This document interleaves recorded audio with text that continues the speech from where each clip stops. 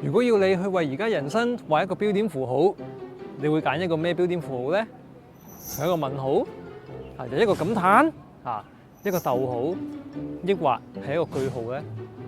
特別係當我哋遇到人生裏面嗰啲困難嘅時候，你好似講考試工作好大壓力喎，甚至我失業我喪失咗關係，我親朋戚友離世嘅時候，你又會用一個乜嘢嘅符號嚟去形容呢？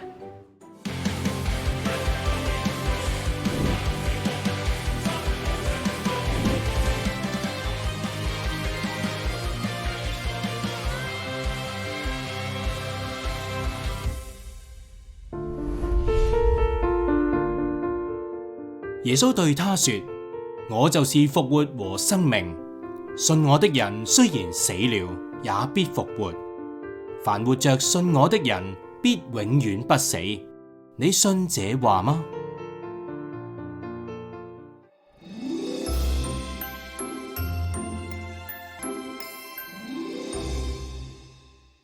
今日分享嘅經文，我就是復活和生命。呢一句說話係喺幾時講嘅呢？正正就係喺拉撒路死咗之後，耶穌佢終於嚟到馬大嗰度嘅時候，佢所宣告嘅說話。經文嘅描述，我哋睇到，其實佢哋兩姊妹知道個病情好唔簡單，但係佢哋相信耶穌佢係可以醫治到拉撒路，所以佢哋兩姊妹好快就已經派人去邀請耶穌過嚟醫佢。但係可惜嘅係，佢哋收到嘅係耶穌嗰句回覆：這病不至於死，而是為了上帝的榮耀，為要使上帝的兒子藉此得榮耀。聽到一句咁嘅說話，望住嘅現實係啲乜嘢嘢呢？個現實就係拉撒路佢死咗，拉撒路佢亦都埋葬咗。你想象一下，你係嗰兩姊妹嘅話，耶穌同你講冇事啊，然之後發生嗰件事好嚴重，你嗰陣時你會點樣理解嗰句說話呢？或者因為咁，所以當耶穌嚟到嘅時候，馬大佢講咗嗰句：主啊，你若早在這裏，我弟弟就不會死了。呢句說話係帶有抱怨嘅意味嘅。但係當佢繼續講落去，佢話：我也知道，即使現在你無論向上帝求什麼，上帝也必賜給你。喺佢諗到嘅選項裏面，佢冇諗過佢細佬會復活，或者有嘅，但係佢諗到嘅復活只係喺遙遠嘅將來發生。呢一點從後來佢回應耶穌嘅宣告嘅時候，我哋可以睇到出嚟。當時耶穌佢話：我就是復活和生命，信我的人雖然死了，也必復活；凡活着信我的人，必永遠不死。你信這話嗎？講呢一句說話嘅時候，馬大佢嘅回應睇起上嚟，佢好有信心噶。佢咁樣講：主啊，是的，我信你是基督，是上帝的兒子，就是那要臨到世界的。但係當耶穌佢話要打開拉撒路嘅墓嘅時候，我哋見到啲乜嘢嘢？那死者的姐姐馬大對他說：主啊，他現在必定臭了，因為他已經死了4天了。佢諗緊啲乜嘢？佢或者有啲責怪耶穌佢太遲嚟，但係佢已經接受佢兄弟已經死去呢一個事實。不過我哋見到嘅係，即使經歷咗一件咁嘅事，一個好大嘅創傷之後，佢仍然選擇去相信耶穌嘅身份。所以我哋唔應該太過怪馬大，係嘛？我哋會話佢冇信心嘅你咁樣啊。其實唔係嘅，復活係一件超越我哋人類理性、超越我哋經驗嘅事。我哋不妨想象，如果發生喺我哋身上嘅時候，我哋會唔會信有一件咁嘅事可以發生呢？我哋最終見到成件事係一個 happy ending， 只不過喺個過程裏面其實都好痛苦。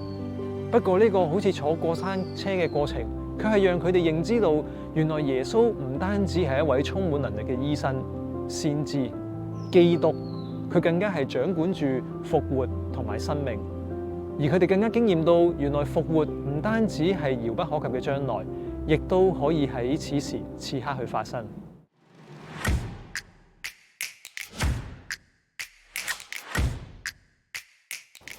喺呢個神蹟嘅裏面，我哋都可以反思一下，馬大同瑪利亞佢哋經歷過一個好痛苦嘅時刻，但我哋唔好忘記，其實佢哋係好熱心侍奉主，好愛主。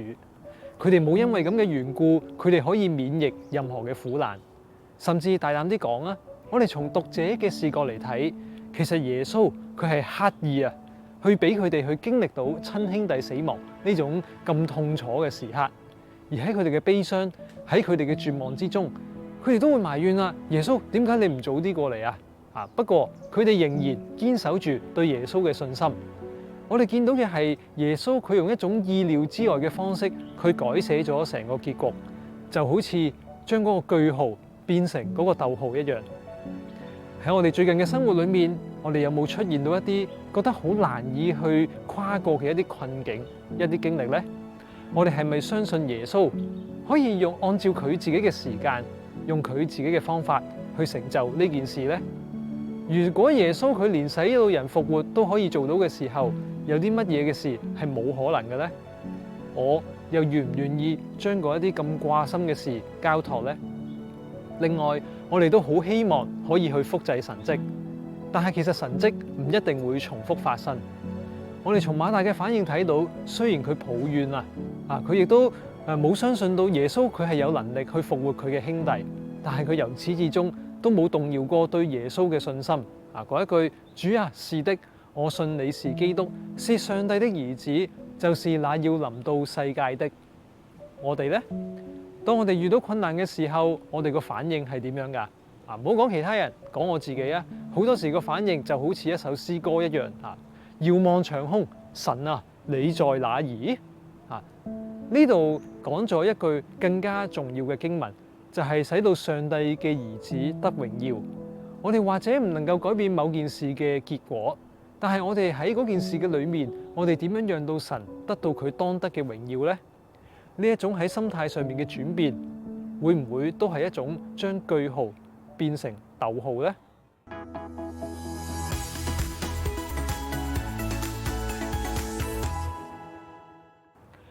耶穌佢可以將嗰個句號好似畫畫一樣，油滿佢，加多一撇，將佢由一個句號變成一個逗號。你諗到一件乜嘢嘅事呢？試下攞張紙，攞支筆出嚟。你將佢寫出嚟啊！喺你生命裏面，你覺得已經成為咗一個定局嘅困境，你加埋個句號喺嗰度啊！然之後，你將佢嗰個空白嘅位置填滿，將個句號變成一個逗號。你向上帝祈禱，將呢一件事交託俾佢，求佢俾一個出路你。但係唔係用我自己嘅方法，而係相信上帝佢早有預備，佢會帶領你進到一個新嘅境界。就咁樣。將嗰個空白嘅位置留喺度，耐心咁去等待，察看下事情會有一個乜嘢嘅變化。但願上主嘅心意成就。